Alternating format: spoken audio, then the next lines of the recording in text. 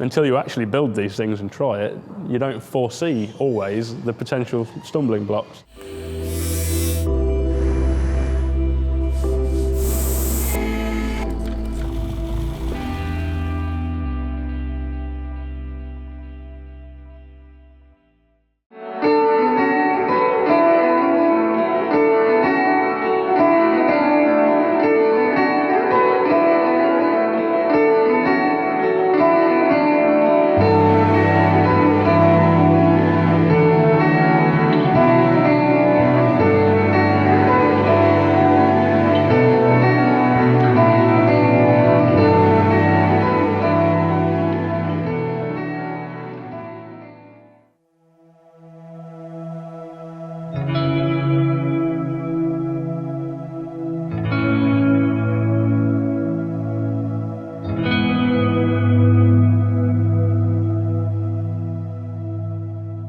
It's been a little bit longer than we anticipated before getting to doing this episode.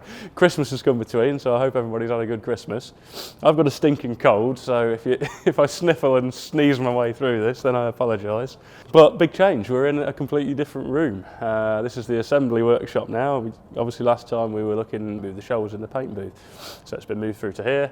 And a massive change obviously is we've got engine, gearbox, the car's rolling, and we're kind of now moving on to working on all the sort of engineering jobs that we didn't do during the dry build because they weren't necessary to actually do. There's kind of reasoning for the delay in bringing this episode actually is just the way the timings worked out and everything. We got the dummy struts from Nitron, essentially based on our just steel mock-ups. They built what they hoped would be the final strut bodies but didn't put any kind of coating on them, they were just in bare steel. Got them over to us. And we did a mock-up build with those, and there was actually a problem with the front ones, so they had to have those back, do a revision on the front ones, and then get us to check those out before they then sent them off for coating and then build them up and gas them up and basically get the final struts. And by the time we got those here, we'd kind of missed the window of opportunity for the guy behind the camera, Jason, to come and be able to do the filming, and we just weren't going to get it done before Christmas. So we hoped we'd get it out for Christmas, but it wasn't going to happen. So here we are, January, and at least on the plus side, we're a long way into the build on the car now. Some of the things we've been working on in the engine bay, in fact what we're actually working on now, is these fabricated tanks that sit at the back corners of the engine bay. And I think we talked about this before when we were doing the dry build. We were making provision for where they were going to go, and we had in our heads how they were going to be. So at the moment we're in the process of turning that kind of vision into a reality. So we've done fabricated aluminium tanks which will have kind of level tops on both of them. The way we wanted to mount them, we were trying to make it so there was no visible fasteners. So we've got the unions that come out of the bottom of the tank that feed, in this case, the brake fluid to the brake and clutch master cylinders, and in that case the screen wash through the bulkhead. They actually create the mounting point for half of the tank, and then we've got a threaded boss that we've machined and then welded to the bottom of the tank, which kind of forms the third mount point. And the idea there is that when they're in situ, they kind of look like almost like they're slightly floating there, and there's no visible bolts, there's no flange that's bolted down or anything like that. So all you'll see is effectively like that tank is now, it just kind of sits in there. I mean, at the moment we're essentially kind of tackling jobs that are bespoke bits of engineering. There's so many parts where we can just throw it together, you know, like the doors for instance. It's just a standard build. We put the winder mechanisms in, the channels, etc., and the glass. But we know we can do that quickly, so it's trying to get through all the bespoke stuff now. So where there's CNC machining to do and that sort of thing, we can get those processes happening in the background while we crack on with the more basic build work. So for instance, one example of that is the bonnet release. We've always loved the fact that the early cars have a push button in the grille to release the bonnet, which just is so simple and effective, gets rid of the need for a cable. Yeah, you can get into the engine bay, you know, so there's a security thing, which I guess is the reason they have cable releases originally, but ultimately, who's going to, you've opened the bonnet, what are you going to do, steal the engine? It's a bit ridiculous. So, you know, we love the simplicity of that, but the original button looks a bit clunky, and I kind of prefer the look of the grille. without the bonnet release. So we thought we'd try and create the best of both worlds, and we've actually machined a new push button for the bonnet release that's an exact replica of the profile of one of the grille slats.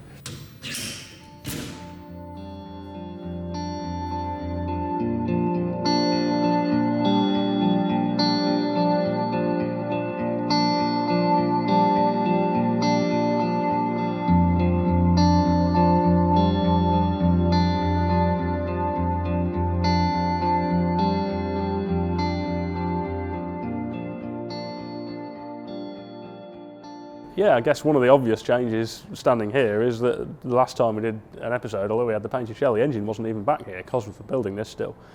I would guess this arrived probably the week after we aired the last episode.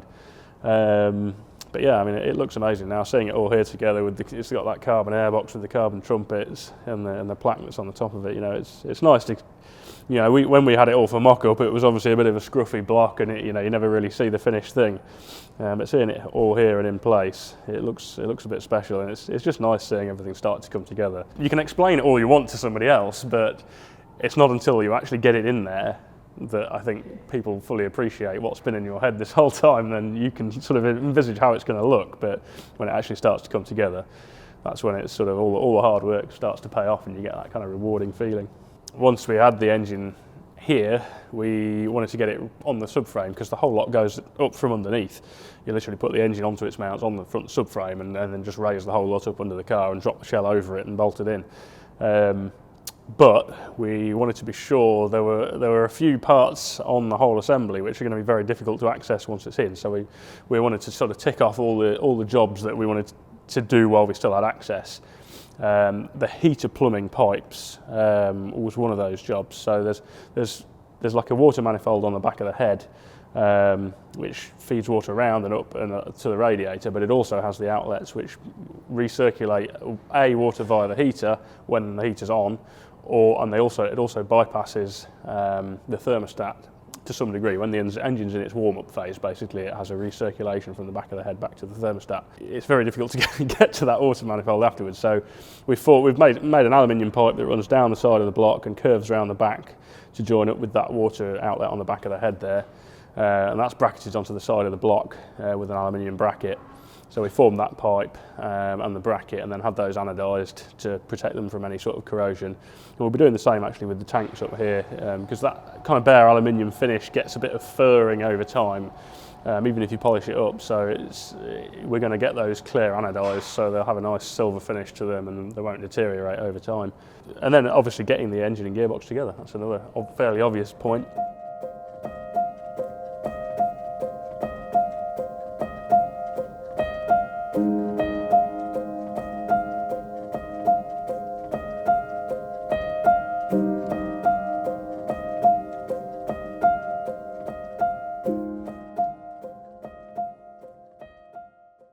The engine comes without flywheel or clutch, so we just get it as the basic engine. So I spoke to Dave at Retro Ford. We've had some clutches done via him in the past, and I know he's done this exact combination before. So we spoke to him and kind of agreed what would be the best spec for a car that's going to be a reasonable amount of power. So it needs to have a decent clutch, but it needs to be road drivable.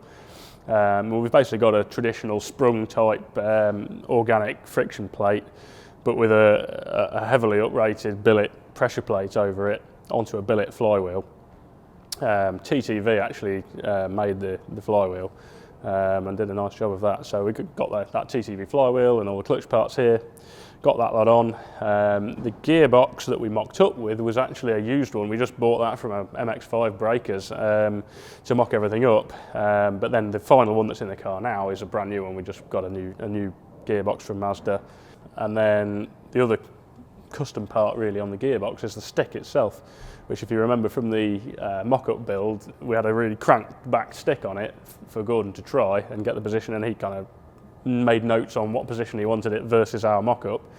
The big stumbling block there was that our mock-up one didn't have any of the reverse detent, you know, the blocker basically that stops you being able to select reverse without pushing the stick down. And when we came to do the final one, it was one of those jobs that just turned out to be vastly more complicated than you would expect.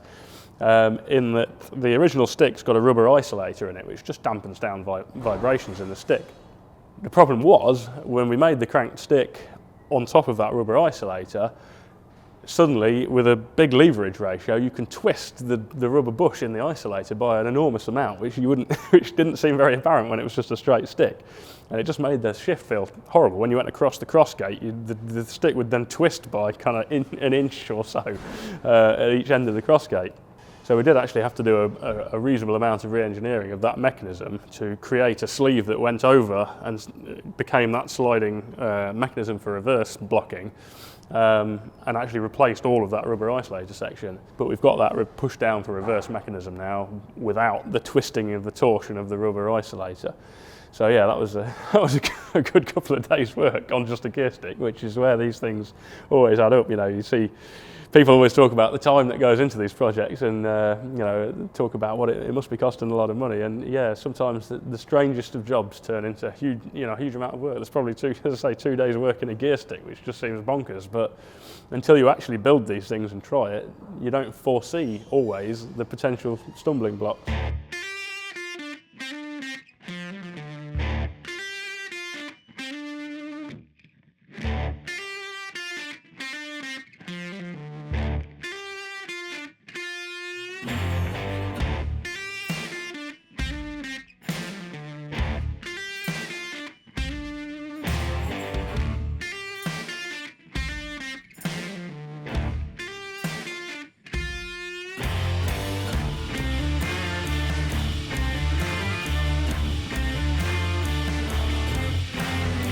So yes, there's a little light noise going on in the unit next door, which I can't do a lot about.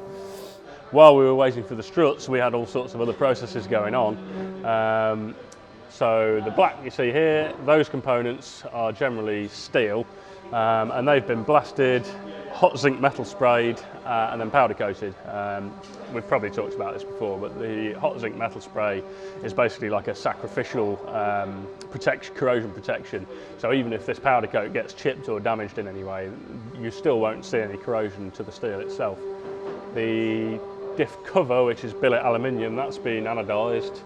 And then the diff, which was just a scrapyard diff from a Sierra, that's a brand new diff from Quaife. They've built that with one of their automatic torque biasing diffs in it.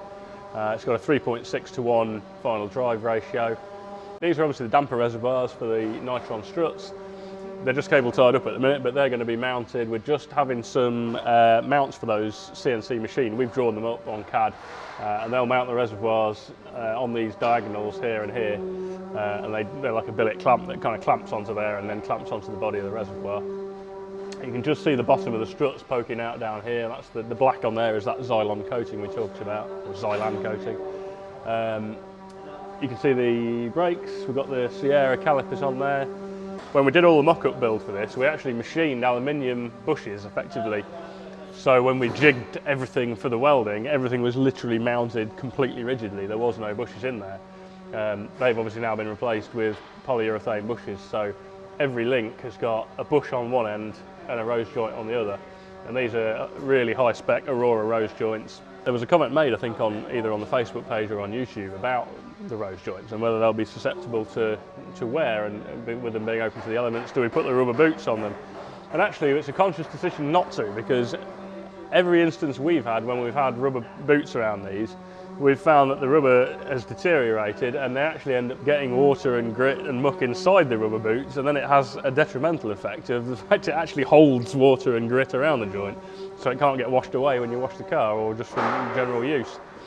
So we leave them exposed, and yeah, eventually they will wear, and probably more quickly than a rubber bush would, but realistically you're going to get a good few thousand miles of use out of the car before you get any perceivable wear in the joints.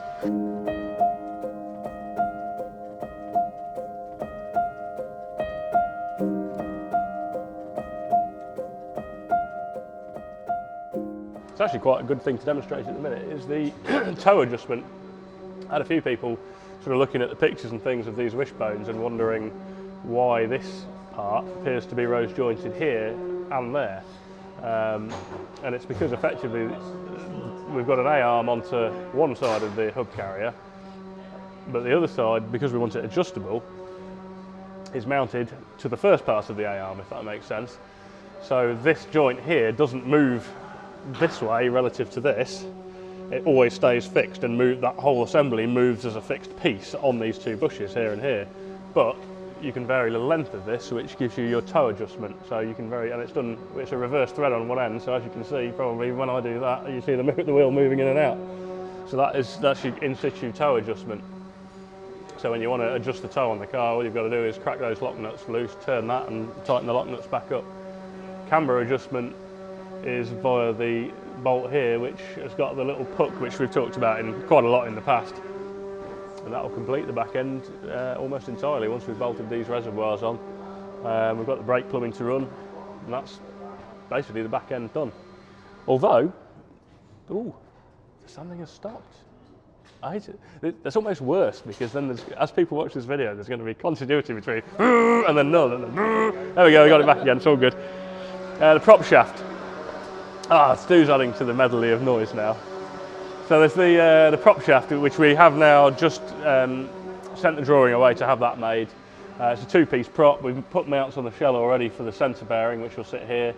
So there's a first section of the prop goes from the gearbox to the centre bearing, and then there's a second section from the centre bearing back to the differential there.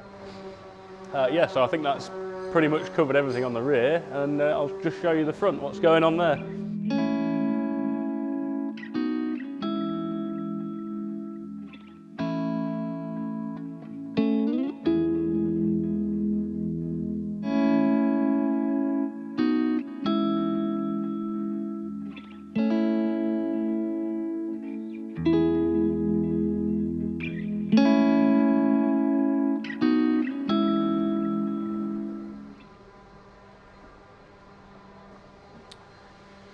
So yeah, front subframe, much the same treatment as all the rear. So all of the steel components, the lower arms, the actual subframe itself, the compression struts, they were all sent away to be blasted, zinc metal sprayed and powder coated. The steering rack, that was already a a fresh built rack, but the paint that they use is kind of just like aerosol. You can virtually blow it off. So we stripped the rack back down, painted that with a really tough polyurethane paint, and rebuilt that again. And also likewise the track rods themselves, which is often a thing that's kind of overlooked. They tend to just have a bare steel finish, but it does deteriorate quickly. So we painted those with that polyurethane paint as well. Get a good view of the struts again from the front here. The damper reservoirs, again, they're just cable tied up out of the way at the minute. But as with the back, we're having some billet mounts made for those. Whereas the back one's kind of like a double tube clamp that clamps them onto a tube. At the front, it's it's basically a billet piece with some threaded holes in that we're going to be bolting up against the back of these kind of reinforcers that sit on each side of the strut. So the reservoir will be on the back of that back panel there. We haven't really talked about the front suspension in massive detail before, other than the fact that it's basically an off-the-shelf package. But what we probably haven't dwelled on is the fact that it is completely different to standard Mark 1 or Mark 2 Escort front suspension. It's a fairly standard thing to do on these cars, but this compression strut here is very different to the standard layout. Normally there's an anti-roll bar which comes around the front and attaches to the lower arm, and that is actually what provides the fore and aft location of the lower arm. But of course an anti-roll bar, by its very nature, has to flex. One wheel will go up and it will take the other one with it, but it needs to allow some degree of flex between the two, so effectively it's a bendable rod. So as standard, you're relying on a flexible rod to locate the fore and aft movement of the wheel, which of course means under heavy braking the wheels push a long way back and you end up with massive changes in steering angle as you brake. So this setup's a pretty standard setup on kind of motorsport Escorts, where you change the anti-roll bar so it's no longer doing that fore and aft location, and that strut takes all the load. So under heavy braking, all the loads are being fed straight down that strut there, which is not going to flex at all. So your wheels are absolutely solidly located when you brake. That's pretty much covered it, to be honest. There's not a huge amount to talk about at the front. I guess we're trying to move forward with all of the engine-related systems. So the cooling system, the oil system, the fuel system. So the parts are being made for the dry sump tank. Once they're machined, we're going to do the fabrication work on that tank. That will complete that job. Then we can get the oil lines in. We're also having the oil filter mount machined, which sits on the side of the engine here, mounts the oil filter. Things like the screen wash setup, making the tanks for that. Then we're going to be doing the washer jet setup, and as I said before about the domino effect of jobs, that'll open up a load of things. So we'll be able to put all the heater, everything that goes behind the dash can go in after that's done. So we can put the wiper motor in, we can put the heater box in, we can put the instruments in, we can start doing the wiring that goes behind the dash. It's focusing on that kind of domino effect of jobs and working out which ones need to be done first to make sure they open up a lot of other jobs.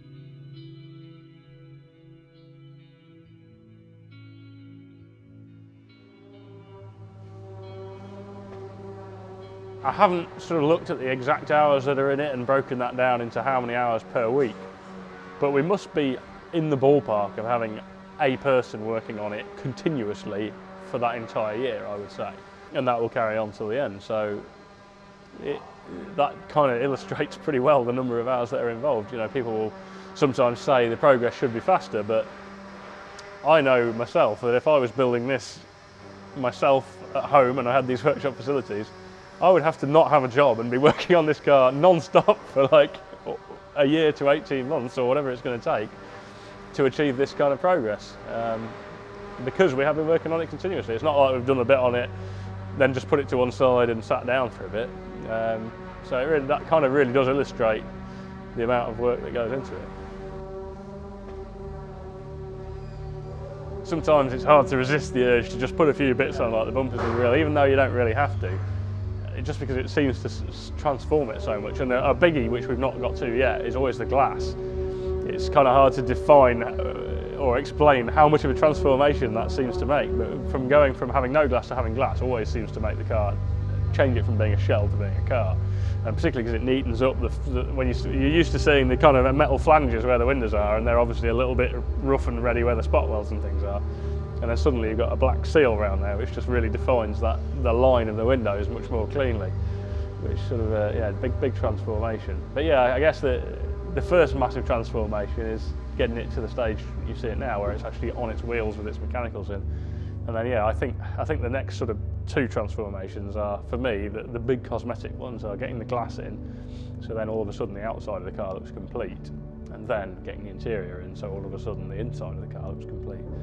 And then that's it really. And then the final kind of reveal at that point is when we're used to seeing it sort of dusty and working on it all the time, and we get the detailers in to do the final buffing, ceramic coating, and detailing of everything inside and out, and you go and see it cleaned up to that level, and you're suddenly like, wow, yeah, that looks awesome.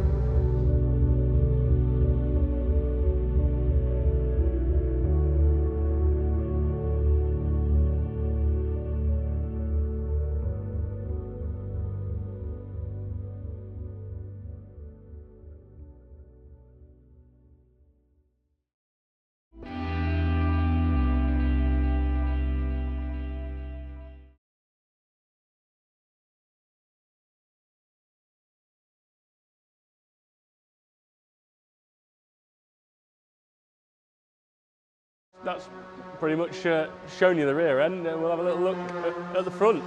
We'll have a little look at the front suspension! Can you do any louder sounding than this?